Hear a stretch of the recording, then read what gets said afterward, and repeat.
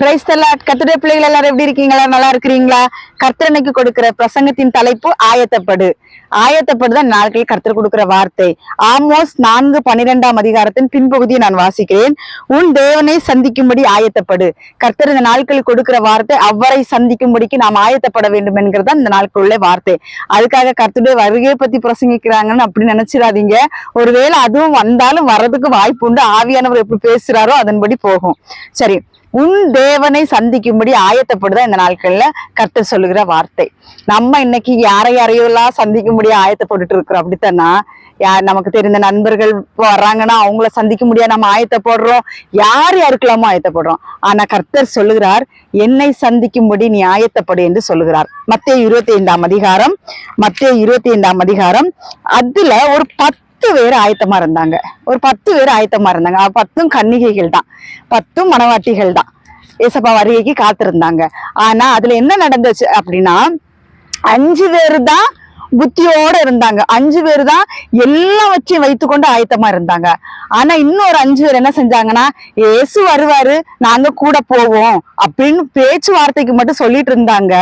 ஆனா இன்னொரு 5 பேர் இருக்காங்க பாத்தீங்களா, அவங்க பக்தி வைராக்கியத்தோட எப்பொழுது பரிசுத்த ஆவிக்குள்ள நிரம்பி இருந்தாங்க. மற்ற 5 பேரும் எல்லாரையும் போல இயேசு வருவாரு, இயேசுங்கிற பேரை வச்சுக்கொண்டு அவர்கள் இருந்தார்கள். ஆனால் இந்த 5 பேர் என்ன பண்ணாங்க? மத்தேயு 25 அதிகாரம் 7வது வசனம். அப்பொழுது அந்த கன்னிகைகள் எல்லாரும் எழுந்திருந்து தங்கள் தீவெட்டிகளை ஆயத்தப்படுத்தினார்கள். எல்லாருமே ஆயத்தப்படுத்தினார்கள். ஆயத்தப்படுத்துறதுக்கு பிறகுதான் தெரியுது, ஐயோ 5 கன்னிகைகள் சொல்றாங்க, நாங்க எண்ணெய் கொண்டு வரலையே அப்படின்னு சொல்லி வேதனைப்படுகிறார்கள். கடைசி நாட்கள்ல வேதனைப்படக்கூடிய சம்பவங்கள் நடக்கக்கூடாது பார்த்துக்கங்க.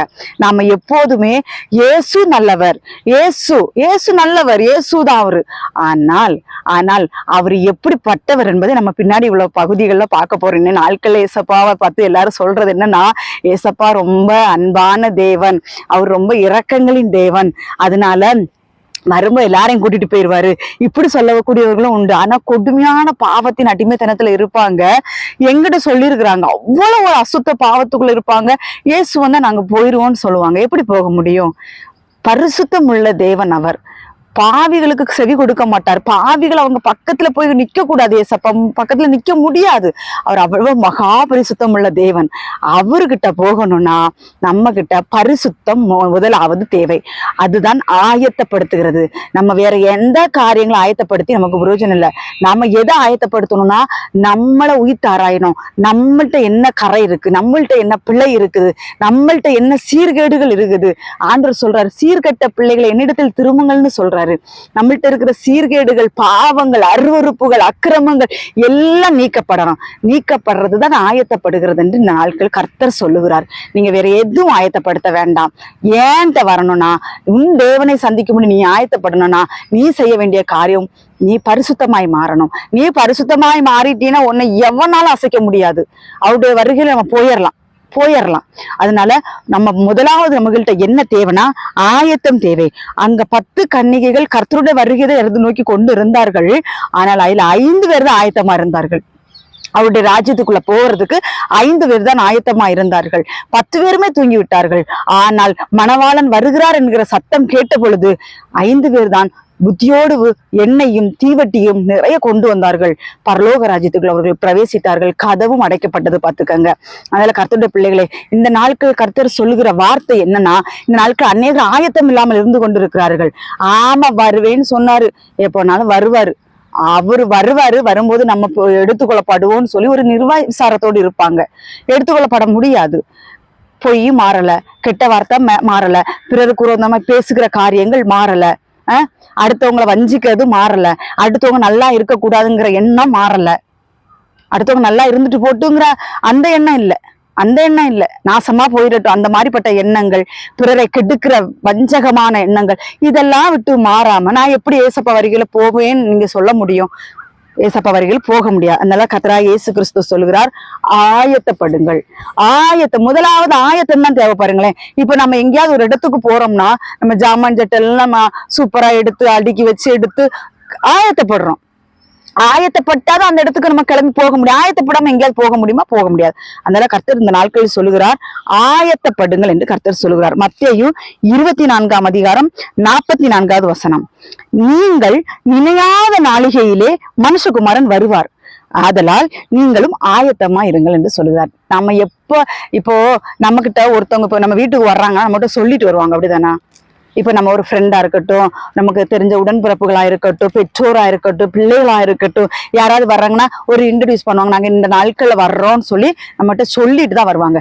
சில பேர் சர்ப்ரைஸா வரணும்னு நினைப்பாங்க, அப்படித்தானா? நம்முடைய கர்த்தராகிய இயேசு கிறிஸ்து எப்படிப்பட்டவர் தெரியுமா? நினையாத நாளிகை. நாம இப்போ திடீர்னு நம்மளுடைய உடன்பிறப்புகள், சகோதரர்கள், பெற்றோர்கள், பிள்ளைகள் யாராவது திடீர்னு நம்ம வீட்டு வாசல்ல சொல்லாம கொள்ளாம வந்து நின்னா நமக்கு ஒரு ஷாக்கிங்கா இருக்கும். பாத்திருக்கீங்களா? ஐயோ இவங்க எப்படி வந்தாங்க, அந்த மாதிரி ஒரு ஷாக்கிங் இருக்கும்ல. அதற்கு கூட டைம் இருக்காது கர்த்தருடைய வருகையில. கர்த்தருடைய வருகை வரும் பொழுது நம்ம எல்லாம் நினைக்க மாட்டோம், ஐயோ கர்த்தராக இயேசு கிறிஸ்து எல்லா இடங்களிலும் இப்ப பிரசங்கிக்கப்படுகிறது, இயேசு வருகிறார், இயேசு வருகை போகிறார், இனி காலம் செல்லாது என்று. ஆனால் நம்ம நினையாத நாளிகையில் அவர் வந்து நிற்பார். அதனாலதான் ஆண்டவர் என்ன சொல்றாருன்னா, எப்போதுமே ஆயத்தமாயிருங்க, எப்போதுமே உங்களை பரிசுத்தமா காத்து கொள்ளுங்க. நான் எப்ப வர்றேனோ அப்ப உங்களை நான் தூக்கிட்டு போகணும். அதனால எப்பொழுதுமே பரிசுத்தமா ஆயத்தமாயிருங்கள் என்று வேதவசனம் சொல்லுகிறது. யாக்கோபு எழுதின சுவிசேஷம் 5ஆம் அதிகாரம், யாக்கோபு 5, அதுல என்ன சொல்லப்பட்டிருக்கு பாருங்களேன், 8, 5:8. நீங்களும் நீடிய பொறுமையோடு உங்கள் இருதயங்களை ஸ்திரப்படுத்துங்கள், கர்த்தரின் வருகை சமீபமா இருக்கிறதே. கர்த்தருடைய பிள்ளைகளே, இருதயங்களை நம்ம ஸ்திரப்படுத்த வேண்டும். அநேகருடைய இருதயங்கள் சோர்ந்து போய்விடும். பலவித சோதனைகள், பாடுகள், நெருக்கங்கள் வரும் பொழுது, ஆமா எவ்வளவுதான் இயேசுவை நோக்கி கூப்பிட்டு பார்த்தாச்சு, இயேசு வராருன்னு சொல்றாங்க, ஆனா ஏசப்பா வரல, எந்த பாடுகளும் தீரலன்னு பல பேர் வேதனைகளா இருப்பாங்க. ஆண்டவர் என்ன சொல்றாரு? நீடிய பொறுமையோடு இருந்து உங்களை இருதயத்தை ஸ்திரப்படுத்துங்கள், நான் சீக்கிரமாய் வருகிறேன். நான் ஒண்ணு சொல்லட்டா கர்த்தருடைய பிள்ளைகளே, இனி நாள் இல்ல. நீங்க பாப்பீங்க பாருங்க. நான் என்ன விசுவாசிக்கிறேன்னா, நீங்க பார்க்க கூடாது, நான் விசுவாசிக்கிறேன். எல்லாருமே போயிடணும், நான் விசுவாசிக்கிறேன். என்னன்னா, அவங்கள காணும், இவங்களை காணும், ஐயோ என் அம்மாவை காணும், எங்க அப்பனை காணும், என் பிள்ளைய காணும், என் மாமியை காணும், என் மச்சானை காணும்னு சொல்லி ஒரு நாள் புலம்பக்கூடிய நாட்கள் வரப்போகிறது. ஏனென்றால் கர்த்தராகிய இயேசு கிறிஸ்து வரப்போகிறார். எல்லாரும் சொல்றாங்க, இயேசு வரும்போது எக்காலம் சத்தம் கேட்கும், அது கேட்கும், இது கேட்கணும். நான் வேதத்தை ஆராய்ந்த வரையில் எக்கால சத்தம் கேட்காது, எதுவுமே கேட்காது. அது ஒரு ரகசிய வருகை என்று சொன்னால் எதுவுமே கேட்காது. ரகசிய வருகைன்னு சொல்லிட்டாரு, எக்காலத்தை ஊதிக்கிட்டு தேவதூதர்கள், அது இன்னொரு வருகை இருக்கு, அதுல வருவாங்க ஏசப்பா. மரித்து போன பரிசுத்தவான்கள், அவர் எடுத்துக்கொண்டு போன பரிசுத்தவான்கள் எல்லாரையும் கூட்டிட்டு வருவாரு. ஆனால் இப்பொழுது இதன் பேர் என்ன? ரகசிய வருகை என்கிறதுனால இந்த ரகசிய வருகையில நமக்கு எந்த சத்தமும் கேட்காது. மின்னல் கிழக்கிலிருந்து தோன்றி மறைகிறது போல மனுஷகுமாரனுடைய வருகையும் இருக்கும். அதனால எக்கால சத்தம் கேட்கும். எக்கால சத்தம் கேட்ட பிறகுதான் நம்ம எடுத்துக்கொள்ளப்படுவோம்னா இல்ல. கர்த்தருடைய பிள்ளைகளே, கர்த்தருடைய வருகை எப்படி இருக்குன்னா, நினையாத நாளிகையில் இருக்கும். கர்த்தருடைய வருகை சமீபமாகிவிட்டது. நான் ஏன் என்று அப்படி சொல்லுகிறேன் என்றால், நம்மளுடைய நாட்டிலே, நம்மளுடைய இந்த உலகத்திலே நடக்கிற ஒவ்வொரு காரியங்களை எடுத்து வச்சு பார்க்கும் பொழுது கர்த்தராகிய இயேசு கிறிஸ்து வந்து விட்டார். சீக்கிரமாய் நம்ம எடுத்துக்கொண்டு வரப்போகிறார். கர்த்தருடைய ஒரு நொடி பொழுதிலே, ஒரு இமை பொழுதிலே நாம் மர்வமாகி பரலோக ராஜ்யத்துக்குள் போவோம் என்று வேதவசனம் சொல்கிறது. அதனால மைண்ட போட்டு குழப்பாதீங்க. நீங்க நைட்டு தூங்கிட்டு இருப்பீங்க, காலையில நீங்க இங்க இருக்க மாட்டீங்க. அப்படிப்பட்ட சூழ்நிலைகள் உருவாகும். நடந்து போயிட்டு இருப்பீங்க, வீட்டுக்கு போக மாட்டீங்க. கர்த்தராகிய இயேசு கிறிஸ்து நம்மளை எடுத்துக்கொண்டு போய் விடுவார். இப்படிப்பட்ட சூழ்நிலைகள் நடக்கும். அதனால வெளியில போகும்போது, தூங்கும் போது, ஒருவரிடத்தில் பேசும் பொழுது, பார்க்கும் பொழுது எல்லாவற்றிலும் தெளிவுள்ளவர்களா இருங்கள். எப்ப வேணாலும் இயேசு வருவார், எப்ப வேணாலும் தூக்கிட்டு போயிடுவார். மறுரூபமாய் நம்ம போய்விடுவோம். அதுல எப்பவுமே நமக்குள்ள ஒரு பரிசுத்தம் நம்மளே சுத்தி நிழலிட்டுட்டே இருக்க வேண்டும். ஒருத்தரை பார்க்கிற பார்வையில இச்சை வரக்கூடாது, பேசுறதுல இச்சை வரக்கூடாது, பழகுறதுல இச்சை வரக்கூடாது. கர்த்தருடைய பிள்ளைகளே, யாரையும் தொட்டு பேசக்கூடாது. தொட்டு பேசினா இச்சை வந்து விட்டதுன்னு தான் அர்த்தம். நான் அது ஒத்துக்கவே மாட்டேன். நான் அவங்க என் ஃப்ரெண்டு, என் அண்ணன் மாதிரி, என் தம்பி மாதிரி, அதனால தொட்டு பேசினேன், அது இச்சை வந்துடும். அதனால இந்த கடைசி நாட்களிலே மனிதர்களை நேசிக்கிறதை விட மனிதர்களிடத்தில் அன்பு கூறலாம். அவர்கள் பாவம் செய்யும் பொழுது அவர்களை கண்டித்து உணர்த்தக்கூடிய காரியங்கள் நம்ம செய்யலாம். ஆனால் மற்ற காரியங்களில் நம்ம இவ்வளவு நாளும் நம்ம அவ்வளவு அன்பா பேசிட்டோமே, இனி நம்ம அன்பா பேசலைன்னா ஒருவேளை அவங்க செத்து போயிடுவாங்களோ, இல்ல வேதனைப்பட்டு போயிடுவாங்களோ, போயிட்டு போறாங்க. கர்த்தரை விட எவனும் நமக்கு மேன்மை கிடையாது. கர்த்தர் தான் மேன்மையானவர். நீ அவளுக்கு பின்னாடியும் அவனுக்கு பின்னாடியும் ஒவ்வொருத்தையும் புடிச்சு வச்சுக்கிட்டு இப்படியே சுத்தி பிரிஞ்சுன்னு வச்சுக்கோங்களா, கர்த்தருடைய வருகையில கைவிட்டு விடப்பட்டுருவீங்க. அப்புறம் நீங்க நரகத்துக்கு தான் போகணும். அப்புறம் ஒரு வாய்ப்பு கூட கிடையாது. நீங்க பரலோக ராஜ்யத்துக்குள்ள கர்த்தரோடு கூட இருக்கலாம்னா 1% கூட வாய்ப்பு கிடையாது. அப்புறம் நித்திய அழிவுதான் உங்களுக்கு. அதனால கர்த்தருடைய பிள்ளைகளை நான் என்ன சொல்லுகிறேன் என்றால், சூதாரித்துக் கொள்ளுங்கள். உங்களை நீங்களே நிதானித்தறிந்து சூதாரித்துக் கொள்ளுங்கள். நான் எதிலே கரைப்பட்டு இருக்கிறேன், நான் எந்த பாவத்துல விழுந்து கிடக்கிறேன் இப்பொழுது புரிஞ்சு யோசிச்சு பாருங்க. பின்மாற்றத்துல இருக்கிறியா, உடனே இயேசுட்ட வந்துரு. நீ அவர் உடனே உன்னை ஏத்துக்குவாரு. கெட்ட குமாரன் பழி தப்பி போனப்ப வந்தாம்ல, உடனே ஏற்றுக்கிட்டாங்க. அதே மாதிரிதான் எந்த அக்கிரமத்துல விழுந்து கிடக்க, எந்த அருவறுப்புல பண்ணி சேட்டுல விழுந்து பொருள மாதிரி எந்த அருவறுப்புல விழுந்து கிடக்குற, வா வெளிய வந்து தேவனை நோக்கி பாரு. உன் தேவனை சந்திக்கும் நீ ஆயத்தப்படு. உன் சாக்கடைக்குள்ள கடந்து நீ பிறந்த நாட்கள் போதும். வா, ஏசு அழைக்கிறார், வா என்று அழைக்கிறார். நான் இன்னும் வரமாட்டேன், இன்னும் வர நாட்கள் செல்லும்னு இன்னும் நீ அந்த பன்னி கூட்டத்து கூட கடந்துட்டு இருந்தீங்கன்னா உன் வாழ்க்கை நரகத்துக்கு நேராய் போய் கொண்டிருக்கிறது என்பதை மறந்து விடாது என்று கர்த்தர் சொல்லுகிறார். 1 யோவான் 2ஆம் அதிகாரம், 1 யோவான் 2ஆம் அதிகாரம் அதுல 28வது வசனத்துல என்ன சொல்லப்பட்டிருக்கு பாருங்களேன். 1 யோவான் 2:28. இப்படி இருக்க பிள்ளைகளே, அவர் வெளிப்படும் போது நாம் அவர் வருகையில் அவருக்கு முன்பாக வெட்கப்பட்டு போகாமல் தைரியம் உள்ளவர்களாய் இருக்கும்படிக்கு அவரில் நிலைத்திருங்கள்.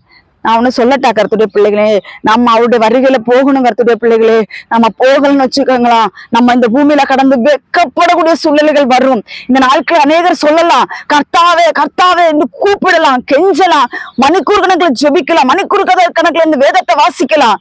என்ன பிரயோஜனம்? நீ அரை வீட்டுக்குள்ள இருந்து ஜெபம் பண்ணி வேதம் வாசிச்சுட்டு வெளியில போய் நீ என்ன கிரியை பண்ணி கொண்டிருக்கிறாய்? பிறனை கெடுத்து பேசி கொண்டிருக்கிறாயா? விபச்சாரம் செய்து கொண்டிருக்கிறாயா? வேசித்தனம் செய்து கொண்டிருக்கிறாயா? பிறனுடைய பொருள் மேல் இச்சையாய் இருக்கிறாயா? இல்லனா உன்னை அழகாய் காண்பிக்க வேண்டும் என்று ஊரெல்லாம் உன்னை அழகுபடுத்தி கொண்டு ஊரெல்லாம் சுத்தி கொண்டு திரிகிறாயா? வேசித்தனத்தின் ஆவி. இதெல்லாம் ரொம்ப கவனமாயிருங்க. கர்த்தர் நிலைத்திருங்கள். நீங்கள் இப்பொழுது இந்த உலகத்தில் அன்பு கூர்ந்து இந்த உலகத்தில் உள்ள அசுத்தத்தை எல்லாம் செய்து கொண்டிருப்பீர்கள் என்றால் கர்த்தருடைய வருகையிலே வெட்கப்பட்டு போகக்கூடிய சூழ்நிலைகள் வரும். அதனால எல்லாவற்றையும் இந்த நாட்கள் உதறி தள்ளிவிட்டு கர்த்தர் ஒருவர் எனக்கு போதும், ஏசு போது, எனக்கு இந்த உலகத்துல வேற எதுவும் வேண்டான்னு சொல்லி இந்த நாட்கள் ஒரு முடிவோடு நித்திய ஜீவனுக்கு தயாராகுங்கள் என்று கர்த்தர் சொல்கிறார். அதனால நீங்க அவர் வருகையில் வெட்கப்பட்டு போகாதபடி இருக்கணும்னா அவரில் நிலைத்திருங்கள் என்று வேத வசனம் சொல்லுகிறது. எபிரேயர் 3ஆம் அதிகாரம் 12வது வசனத்துல, சகோதரரே, ஜீவனுள்ள தேவனை விட்டு விலகிறதுக்கு ஏதுவான அவிவிசுவாசம் உள்ள பொல்லாத இருதயம் உங்களில் ஒருவனுக்குள்ளும் இராதபடிக்கு எச்சரிக்கையாயிருங்கள்.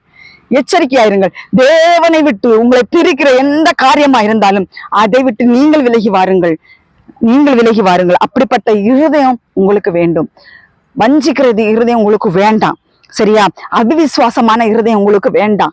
இவ்வளவு காலமும் எவ்வளவோ நாட்கள் கர்த்தர் உங்களுக்கு கொடுத்து விட்டார். கர்த்தருடைய பிள்ளைகளை இன்னைக்கு என்கிட்ட வரமாட்டானா, இன்னைக்கு என்கிட்ட வரமாட்டானா, நான் அவனை குளிப்பாட்டி, அதான் எசேக்கியேல இருக்குது, நான் அவனை குளிப்பாட்டி அவன் தலைக்கு எண்ணெய் தேய்த்து அவனுக்கு சிறந்த வஸ்திரங்களை நான் தரிப்பிக்கிறேன் அப்படின்னு கர்த்தர் சொல்லுகிறார். இந்த நாட்களில் நீ வருவாய் என்றால் உன்னை குளிப்பாட்டி அவருடைய பரிசுத்த இரத்தத்தாலே உன்னுடைய பாவத்தை கழுவி அவருடைய அபிஷேகத்தை உண்மையில வைத்து உனக்கு ரட்சிப்பின் வஸ்திரத்தை கொடுக்க தேவன் வல்லவராய் இருக்கிறார்.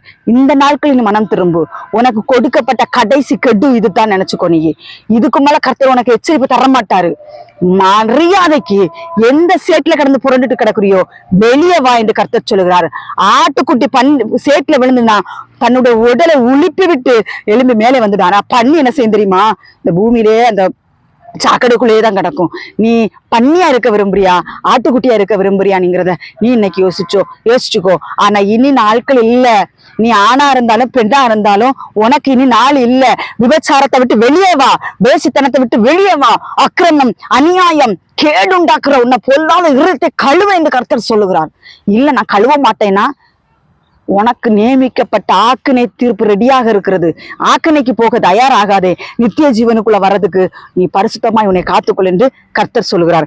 அதனால கர்த்தருடைய பிள்ளைகளே, உங்களுடைய இருதயம் பொல்லாத இருதயமா இருக்கக்கூடாது. எச்சரிக்கையா இருந்துக்கோங்க, எச்சரிக்கையா இருந்துக்கோங்க. கர்த்தர் இந்த நாட்கள் எச்சரிப்பான வார்த்தையை கொடுக்கிறார். அதனால எச்சரிப்பா இருந்து இந்த நாட்களில் மனம் திரும்ப கர்த்தர் நேசிக்கிறார். கர்த்தர் சீக்கிரமாய் வரப்போகிறார். 2 தீமோத்தேயு 4:9 2 தீமோத்தேயு 4:9 ஆனாலும் ஆமென். 2 தீமோத்தேயு 2:9 இந்த சுவிசேஷத்து நிமித்தம் நான் பாதகன் போல் கட்டப்பட்டு துன்பத்தை அனுபவிக்கிறேன், வேத வசனமோ கட்டப்பட்டிருக்கவில்லை என்று வேதவசனம் சொல்கிறது. சாரி 2 தீமோத்தேயு 4:9 2 தீமோத்தேயு 4:9 நீ சீக்கிரமா என்னிடத்தில் வரும்படி ஜாக்கிரதைப்படு. அந்த வசனம் மாறி போச்சு. சாரி, நீ என்னிடத்தில் வரும்படி, சீக்கிரமாய் வரும்படி ஜாக்கிரதைப்படு. தாமதிக்காத, நீ தாமதிக்காத. போதும், நீ கண்ட இன்பங்கள் போதும், நீ கண்ட ஆசபாசங்கள் போதும். வெறுத்து விட்டு சீக்கிரமா என்னிடத்தில் வர்ற ஜாக்கிரதைப்படு, ஜாக்கிரதைப்படு. நான் வருகிறேன், என்னை சந்திக்கும்படியாய் நியாயத்தப்படு. இல்லை என்றால் உனக்கு நியமிக்கப்பட்ட அழுகையும் பற்கடிப்பும் உண்டாயிருக்கிற அந்த இடத்துக்கு தான் நீ போவ. அங்க புழு சாகாதான், அக்கினி அவியாதான், எவ்வளவு கொடுமையான வேதனையாக இருக்கும் பாருங்க. மரியாதைக்கு மனம் திரும்பி வெளியே வந்துரு. இல்லைன்னா உனக்கு அங்க அழுகையும் பற்கடிப்போம், அங்க புழு சாவாதான், அக்கினி அவியாதான், கொடூரமான நேரங்கள். கர்த்தருடைய பிள்ளைகளே, எத்தனை பேரை எச்சரிப்பை கேட்டும் மனம் திரும்பாத, தன் இருதயத்தை கடினப்படுத்தி அவருடைய இடத்துக்கு போய்விட்டார்கள். இந்த நாட்களில் சொல்கிறேன், கர்த்தர் எச்சரிப்பாய் சொல்கிறார், மனம் திரும்பும், மனம் திரும்பும். மனம் திரும்பாத பட்சத்தில் உன்னை கைவிட்டு விடுவார் என்று இந்த நாட்களில் கர்த்தர் சொல்கிறார். 2 கொரிந்தியர் 5ஆம் அதிகாரம் 2 கொரிந்தியர் 5:5 சரி சிஸ்டர், நீங்க இதெல்லாம் சொல்றீங்களே சிஸ்டர், என்னால வர முடியலையே சிஸ்டர் அப்படி சொல்லி வேதனைப்படுறீங்களா? சிலவங்க எல்லாம் ரொம்ப வேதனைப்படுறாங்க. நான் இப்படி ஒரு பொல்லாத ஒரு காரியத்துல சிக்கி கொண்டேன், எனக்கு வெளியில வர முடியல, விபச்சாரத்தின் ஆவில பிடிபட்டு விட்டேன், வேசித்தனத்தின் ஆவில பிடிபட்டு விட்டேன், இந்த கொலை செய்யக்கூடிய காரியங்கள் நான் பிடிபட்டு விட்டேன், பொய் சொல்லுகிற காரியங்கள், திருடுகிற காரியங்கள் நான் பிடிபட்டு விட்டேன். இந்த மாதிரிப்பட்ட சூழ்நிலைகள் இருக்கிறீர்களா? கர்த்தர் இந்த நாட்களில் சொல்லுகிறார் கர்த்தருடைய பிள்ளைகளே, எதை குறித்து நீங்க கலங்காதீங்க. பிரயாசப்படுறீங்களா? கர்த்தர் தூக்கி எடுத்துருவாரு. செலவெல்லாம் பிரயாசப்பட மாட்டான். அது இன்பக்கானான் மாதிரி அவனுக்கெல்லாம் அதெல்லாம் அப்படிதான் இருக்கும்.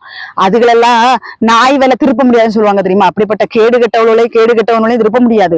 ஆனால் மனம் திரும்பி இயேசுவே என்னை மண்ணின் மாறி அடித்து கொண்டு வருகிறவரை பார்த்து கர்த்தர் சொல்லுகிறார், நான் உன்னை ரட்சிக்கிறேன், நீ என்னிடத்தில் ஓடி வாய்ந்து வேதவசனம் சொல்கிறது. இதற்கு எல்லாவற்றுக்கும் இப்ப நம்ம வாசிச்ச அவ்வளவு வசனத்துக்கும் நம்மளை ஆயத்தப்படுத்துகிறவர் யார் தெரியுமா? 2 கொரிந்தியர் 5:5 இதற்கு நம்மை ஆயத்தப்படுத்துகிறவர் தேவனே. தேவன் தான் நம்மளை ஆயத்தப்படுத்துவார்.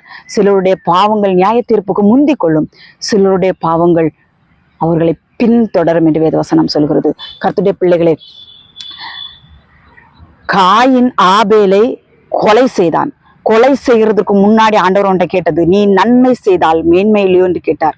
நீ நன்மை செய்தால் மேன்மை இல்லோ? நான் இன்றைக்கு கர்த்தருடைய பிள்ளைகளை சொல்லுகிறேன், உங்களால் எவ்வளவு கர்த்தருக்காக பாடுகள், கர்த்தருக்குள்ளாக வேதனைகள், கர்த்தருடைய வருகையில் போகிறதுக்கு நீங்க என்னென்ன காரியங்களை இழக்க வேண்டியது இருக்கிறதோ எல்லாத்தையும் இழந்து விடுங்கள். நீங்கள் மேன்மையான காரியங்களை பெறுவீர்கள். நீ நன்மை செய், உனக்கு மேன்மையான காரியங்கள் கிடைக்கும் என்று இந்த நாட்களில கர்த்தர் சொல்கிறார். நம்மளை இதுக்கெல்லாம் தகுதிப்படுத்துகிறவர் நம்மளுடைய கர்த்தராகிய இயேசு கிறிஸ்து என்று வேதவசனம் சொல்கிறது. 2 தீமோத்தேயு 2:6 ஆமென். 2 தீமோத்தேயு 2:6 எல்லாரையும் மீட்கும் பொருளாக தம்மை ஒப்பு கொடுத்த மனுஷனாகிய கிறிஸ்து இயேசு அவரே, இதற்குரிய சாட்சி ஏற்ற காலங்களில் விளங்கி வருகிறது என்று வேதவசனம் சொல்லுகிறது. நான் இந்த வசனம் கர்த்தருடைய பிள்ளைகளே, நம்முடைய கர்த்தராகிய இயேசு கிறிஸ்து தன்னுடைய ஜீவனையே நமக்காக ஒப்பு கொடுத்திருக்கிறார். அப்படித்தானா? எவ்வளவு பாடுகள், எவ்வளவு வேதனைகள், அவர் ஒரு மனுஷனால் அதெல்லாம் சகிக்க முடியாதுங்க. அவ்வளவு பாடுகளை தேவன் பட்டாரா இல்லையா? பட்டாரு. எதுக்காக? நம்மளுடைய அக்கிரமங்களுக்காக, நம்மளுடைய பாவங்களுக்காக, நம்மளுடைய மீறுதலுக்காக, நம்மளுடைய சாபத்துக்காக, ஒவ்வொரு காரியத்தை துணிகரமாய் செய்கிற காரியங்களுக்காக அவர் கல்வாரி சிலுவையில் ரத்தம் சிந்தி நம்மளை மீட்டிருக்கிறார். இது பத்தாதுன்னு இன்னும் அநேகர் வந்து அவரை சிலுவையில் அரைஞ்சு கொண்டே இருக்கிறாங்க. கர்த்தருடைய பிள்ளைகளே, அவரு ஒப்பு கொடுத்தாரு, அவரே ஒப்பு கொடுத்துட்டாரு. ஒப்பு கொடுத்த பிறகு இப்பவும் அநேகர் அவரை சிலுவையில் அரைஞ்சு கொண்டுதான் இருக்கிறாங்க. துணிகரமான பாவங்களை செய்து கொண்டு அவரை சிலுவையில் அடித்து கொண்டுதான் இருக்கிறார்கள். கர்த்தருடைய பிள்ளைகளை, நான் ஒன்று சொல்லுகிறேன், நம் மறுபடியும் இயேசுப்பாய் சிலுவையில் அறைய வேண்டாம்.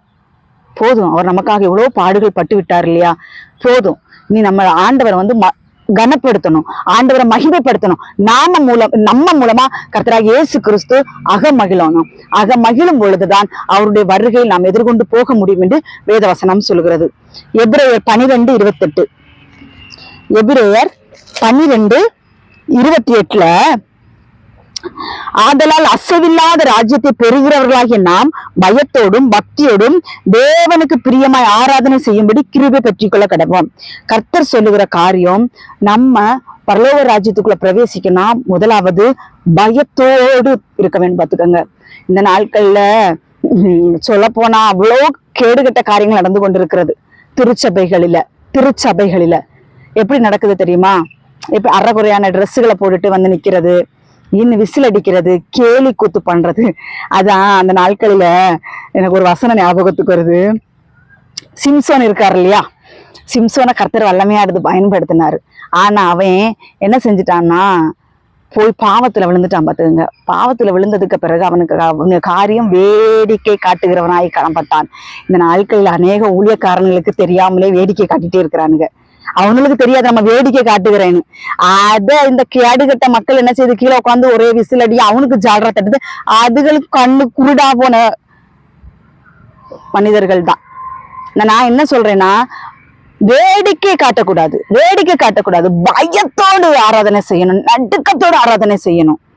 நம்ம ஏன் அப்படி ஆண்டவர் செய்ய சொல்றாருன்னா, ஏன்னா நம்ம அசைவில்லாத ராஜ்யத்தை பெறப்போகிறதுனால இங்க நம்ம எப்படி ஆராதனை செய்யணுமா? பயத்தோடும் நடுக்கத்தோடும் ஆராதனை செய்யணுமா?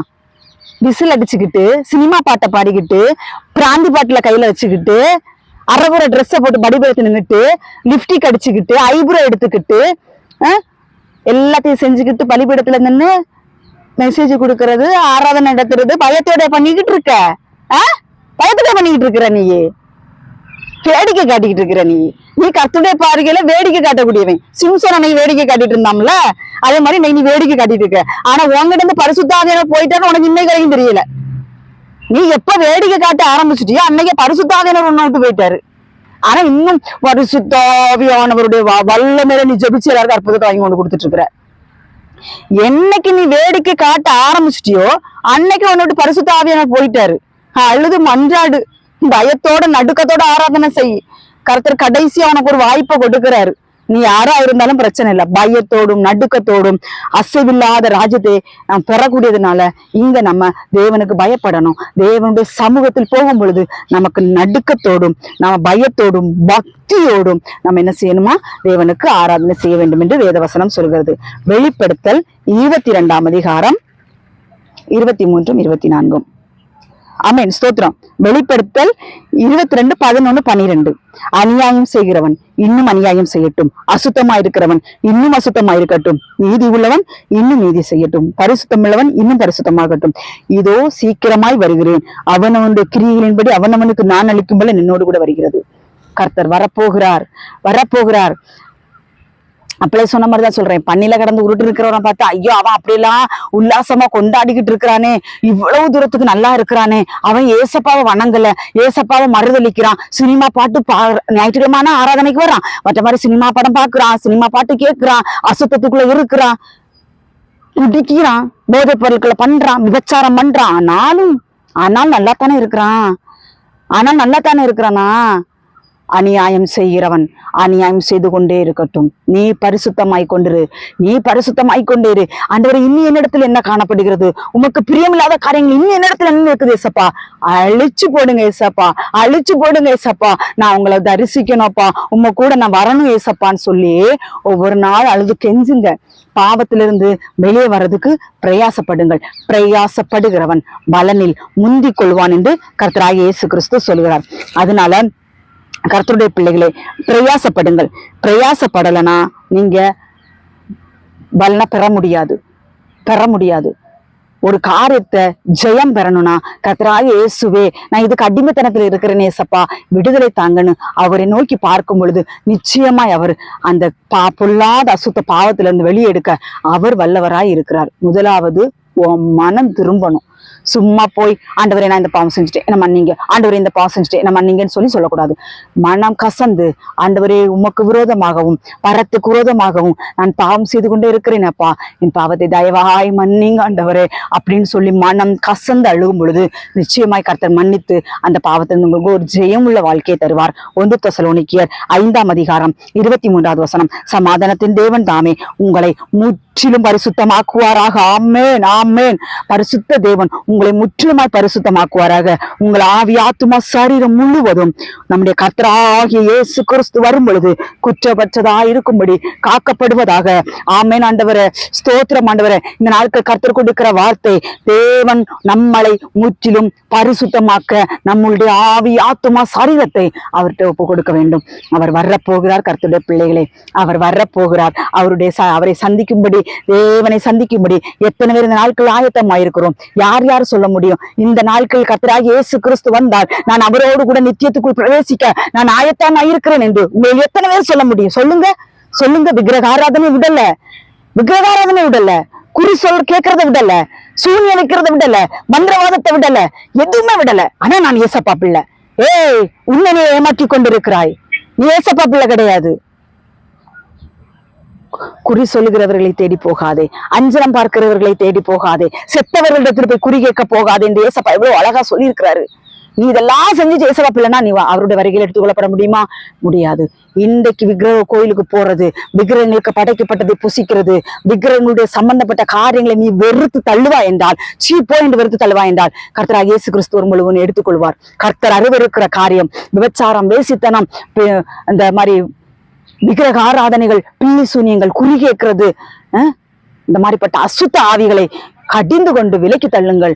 கர்த்தராகிய இயேசு கிறிஸ்து சீக்கிரமாய் வருகிறார். அவனவனுடைய கிரியைகளுக்கு தக்கதாக அவனவனுக்கு நான் அளிக்கும் பலன் என்னோடு கூட வருகிறது என்று கர்த்தர் சொல்லுகிறார். கர்த்தருடைய பிள்ளைகள் யாரும் தப்பிக்க முடியாது, தப்பிக்கவே முடியாது. இந்த உலகத்தானும் தப்பிக்க முடியாது, கர்த்தருடைய பிள்ளைகளும் தப்பிக்க முடியாது. எல்லாருக்கும் நியமிக்கப்பட்டதே நியாய தீர்ப்பு. அதனால அந்த வெளிப்படுத்தல் விசேஷத்துல இருக்குது, மரித்தோராகிய சிறியோரையும் பெரியோரையும் தேவனுக்கு முன்பாக நிற்க கண்டேன். அன்னைக்கு சொல்றாங்க சிறு பிள்ளைகளுக்கு நியாய தீர்ப்பு கிடையாதான். வசனம் இருக்கா? மரித்தோராகிய பெரியோரையும் சிறியோரையும் நியாய தீர்ப்பு அவர்களுக்கு கொடுக்கப்பட்டது. அவனவனுக்கு கிரியைகளுக்கு தக்க பலன் அவனவனுக்கு கொடுக்கப்பட்டது. சின்ன பிள்ளைங்களும் கொடுக்கப்பட்டது, பெரியவங்களும் கொடுக்கப்பட்டது. எவனும் தப்ப முடியாது. அதனால சிங்காசனத்துக்கு முன்பாக நிற்க தகுதி உள்ளவர்களாய் நாம் எப்பொழுதும் நம்முடைய ஆவி ஆத்துமா சரீரத்தை பரிசுத்தமாய் காத்துக்கொள்வோம். இந்த நாட்களில் சொல்லுவார்கள், ஆண்டவர் உள்பிரகாரத்தை பார்க்கிறார், வெளிப்பிரகாரத்தை பார்க்கல, அவர்கள் எல்லாம் வெள்ளையடிக்கப்பட்ட கல்லறைகள் என்று சொல்லுவார்கள். உன் உள்ளம் புதுசாச்சுன்னா உன் வெளி அலங்காரம் ஆட்டோமேட்டிக்கா மாறும்.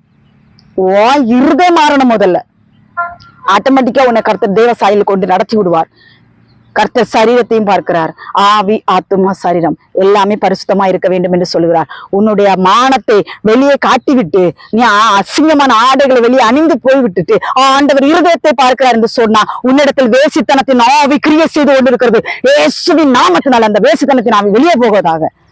ஒத்த சைடு ஷாலு கேடுகட்ட ஊழியக்காரிகளை ஆண்டவர் நமக்கு எதுக்கு ஆடை கொடுத்திருக்கிறாரு?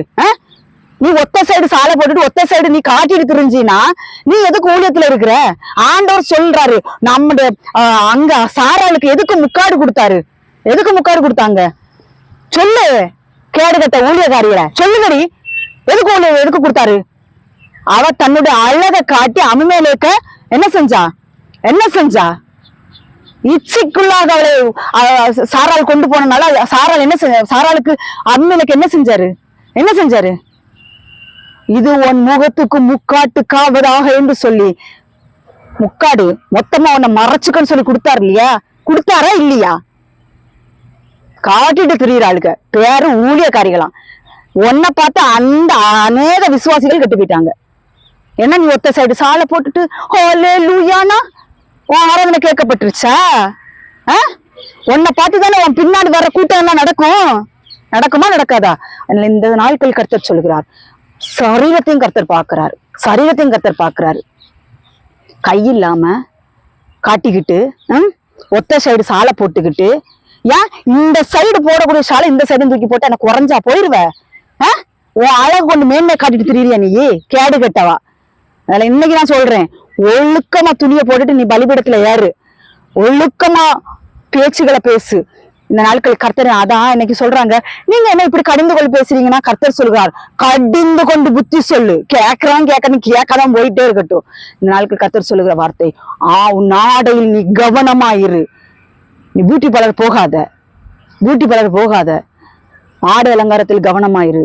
உன்னை பார்த்து உன்னை நீ பிரசங்கம் பண்ணுகிறவ, அதான் ஆண்டவர் சொல்வார், பிரசங்கம் பண்ணுகிற நானே ஆகாதவன் என்று போகாதபடிக்கு நான் என் சரீரத்தை ஒடுக்கி கீழ்படுத்துகிறேன் என்று வேதவசனம் சொல்லு. எவன் இன்னைக்கு கீழ்படுத்துறான் சொல்லு? யாரு கீழ்படுத்துறா?